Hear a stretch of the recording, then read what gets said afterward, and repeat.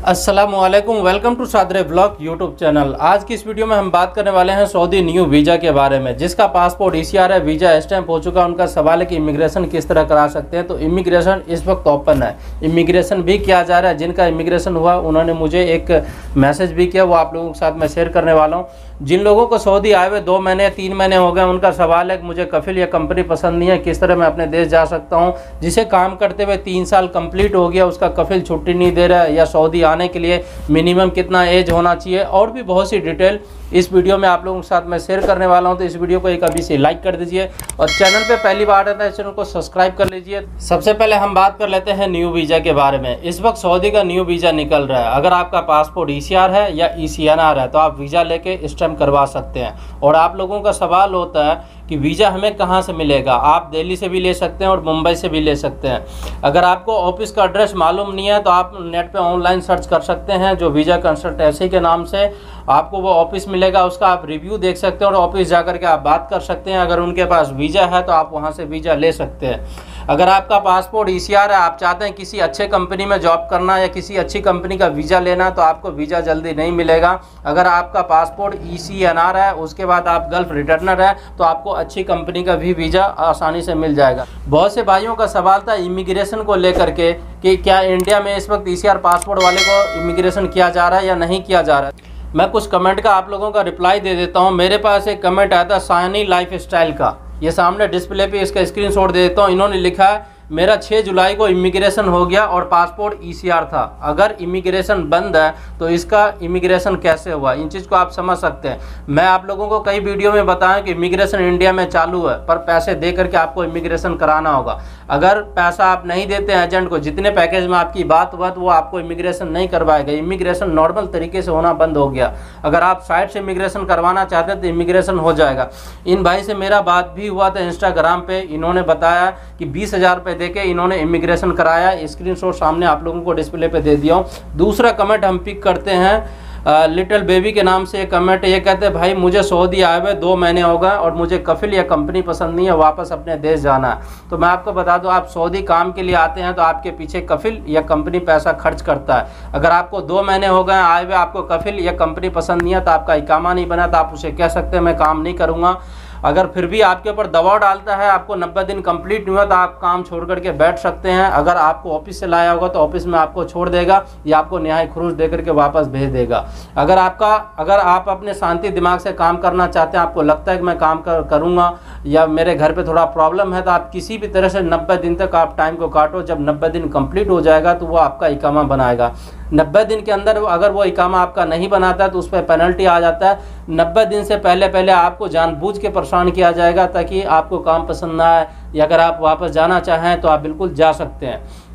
अगर आपकी हालत ख़राब है या घर में ऐसा कोई मजबूरी है, आप 2 पैसा कमाने आए, तो मैं आप लोगों को यही सलाह देना चाहूँगा कि आप दिमाग शांति करके काम करें, आप जाने की कोशिश ना करें। इसका भी स्क्रीनशॉट सामने डिस्प्ले पे दे देता हूँ। अब दूसरा कमेंट हम पिक करते हैं शमशाद अली का। ये कहते हैं, भाई मुझे सऊदी आने के लिए कितना एज होना चाहिए। भाई सऊदी आने के लिए कम से कम तो 20 साल होना चाहिए। अगर आप लेबर कैटेगरी में आते हैं तो आपको उम्र 20 साल प्लस होना चाहिए। 20 साल 1 महीने 2 महीने होना चाहिए।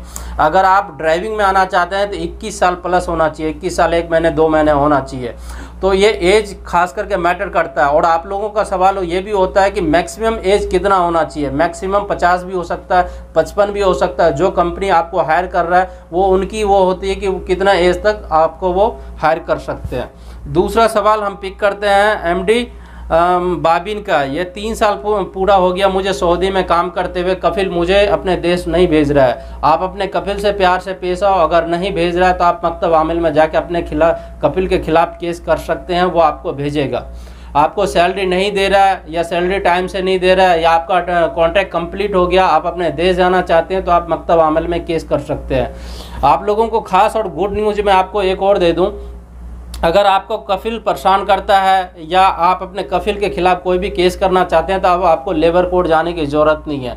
आप जिस एरिया में काम करते हैं उस एरिया में एक किताब की दुकान होती है, वो कहते हैं मकतबा। वहाँ पे अगर आप जाते हैं तो वो ऑनलाइन फाइल फिलअप करेगा। फिलअप करने के बाद आपके जो वो कोर्ट में ट्रांसफ़र होता है, कोर्ट से फिर जो आपका कफिल कंपनी उस पर ट्रांसफ़र होता है। फिर वो 15 दिन का उनसे टाइम लिया जाता है कि मैं 15 दिन में सलाह मशवरा कर लूँगा। अगर 15 दिन के अंदर आपके और कफिल के बीच में कोई भी कॉम्प्रोमाइज़ नहीं नहीं होता है तो ये महकमा में केस चला जाता है। तो ये इन तरह से आपको कोर्ट में भी नहीं जाना है, तो आप इस तरह आप अपना काम करा सकते हैं। दूसरा कमेंट मेरे पास आया है शहबाज खान का कि मेरा पासपोर्ट ECR है, मैं किस काम में जा सकता हूं। तो मैं आपको बता दूं कि आप किसी भी कंट्री जा सकते हैं गल्फ़ के, और उसके बाद किसी भी काम में जा सकते हैं। जिस जगह पे जा रहे हैं उस कफिल या कंपनी की मर्जी होता है कि मैं ECR वाले को हायर करूंगा या ECNR वाले को हायर करूंगा। अगर ECNR वाले को हायर करता है तो वो वीज़ा भेज देंगे और वीज़ा स्टैंप होगा, टिकट लेके आ जाएगा। अगर ECNR वाले को हायर करता है तो ECNR वाले में एक फ़ायदा है कि जो आदमी कम पढ़े लिखे होते हैं, अगर वो इस कंट्री में आते हैं तो वो जल्दी कुछ कर नहीं पाता है। तो जिस घर में थोड़ा ज़्यादा लोचा होता है या जो कंपनी चाहता है कि मैं कुछ भी कर सकता हूं, तो उस हिसाब से वो कहता है कि भाई मुझे ECR पासपोर्ट वाले भी चाहिए, मैं उसे भी एक्सेप्ट कर लूँगा। तो आप किसी भी काम में आ सकते हैं, जो आपको हायर करेगा उनकी मर्जी है। बहुत से भाइयों का सवाल है कि सऊदी में काम करते हुए मुझे 2 साल हो गए, 3 साल हो गए या 5 महीने हो गए, बगैर कफिल को बताए इस कंट्री से अपने देश किस तरह जा सकते हैं। तो आप बिल्कुल जा सकते हैं। इसके लिए कुछ टर्म्स ऑफ कंडीशन होता है। अगर आपका इकामा 90 दिन से एक्सपायर है तो आपकी कफिल की परमिशन की ज़रूरत नहीं है कि आपको अपने देश जाना है, वो छुट्टी लगाएगा।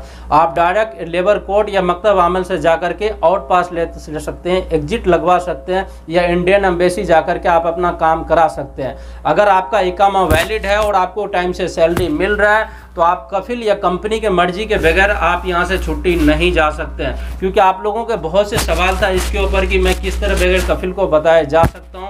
तो अगर आप सऊदी में एक बार एंट्री कर गए हैं तो बगैर कफिल को बताए या कंपनी को बताए आप कुछ भी नहीं कर सकते हैं। तो आप लोगों का सवाल होता है ECR पासपोर्ट को लेकर के कि इमिग्रेशन कब से चालू होगा। जैसे कि आप लोगों को कमेंट का भी रिप्लाई दिया हूं, सबूत के साथ आप लोगों ने देखा है कि इस वक्त इमिग्रेशन भी हो रहा है। लोग पैसे दे करके इमिग्रेशन करा रहे हैं, या वाया दुबई या वाया अदर कंट्री हो करके वो लोग आ रहे हैं। तो इस तरह से आप लोग भी आ सकते हैं।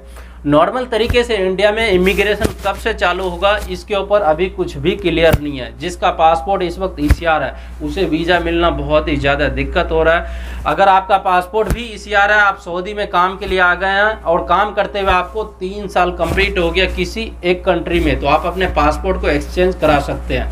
अगर आप दुबई में 2 साल काम किए हैं या कुवैत में 2 साल काम किए हैं, सऊदी में 1.5 साल काम किया है, आप चाहते हैं कि सऊदी में पासपोर्ट को एक्सचेंज करा लूँ, तो ये नहीं हो सकता है। किसी भी एक कंट्री में आपको 3 साल तक स्टे करना होगा, उसके बाद ही आप जाकर के एम्बेसी में अपने पासपोर्ट को एक्सचेंज करा सकते हैं। अगर आप यहाँ से काम करके आप अपने कंट्री इंडिया वापस चले गए, वहाँ भी अगर आप कराना चाहते हैं तो वहाँ भी अपने पासपोर्ट को एक्सचेंज करा सकते हैं। तो ये बहुत ही ज़रूरी अपडेट था, क्योंकि आप लोगों का इन चीज़ के ऊपर सवाल था इमिग्रेशन को लेकर के। और न्यू वीज़ा इस तरह से इस वक्त निकल रहा है। अगर आप सऊदी से इंडिया छुट्टी पे गए हैं और छुट्टी जाने के बाद आप नहीं आए तो 3 साल का बैन हो गया। इस केस में किसी अदर कंट्री में आप काम के लिए जा सकते हैं, सिर्फ आप सऊदी 3 साल काम के लिए नहीं आ सकते हैं। सऊदी इकामा हुरूफ के हवाले से अभी कोई भी लेटेस्ट अपडेट और न्यूज़ नहीं है जो मैं आप लोगों को शेयर करूं। अगर आप लोगों के ऊपर हुरूफ लगा है तो आप इंडियन एम्बेसी में जाके फॉर्म फिलअप कर सकते हैं, तरहील जा सकते हैं या मकतब आमल जा सकते हैं। तो इस तरह से आप यहां से काम करा के जा सकते हैं। अगर आपका और भी कोई सवाल है तो आप मुझे कमेंट कर सकते हैं, और इस वीडियो के डिस्क्रिप्शन बॉक्स में इंस्टाग्राम और ट्विटर का लिंक दे दिया हूं, आप मुझे वहां पर्सनली फॉलो कर सकते हैं। तो मिलते हैं आप लोगों से किसी नेक्स्ट वीडियो में किसी नेक्स्ट अपडेट के साथ। तब तक के लिए खुदा हाफिज।